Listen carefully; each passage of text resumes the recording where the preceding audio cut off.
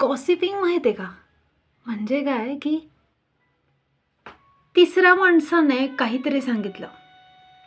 मग ते फिरत, फिरत, फिरत, फिरत एक वाक्य आपल्यापर्यंत येतं आणि ते ओरिजिनल अर्थ त्या वाक्याचा, त्याच्यातला भाव आणि भावना पूर्णपणे बदलून जाते. म्हणजे कोणी एखादं वाक्य किंवा कोणी आपल्याबद्दल काही टीका केली, ठीक आहे?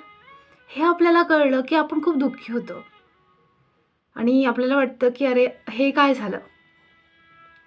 पण माहीत आहे, आपल्या नात्यावर किती विश्वास आहे यावर ठरतं की ते वाक्य आपल्या आयुष्यात किती इम्पॅक्ट करतं.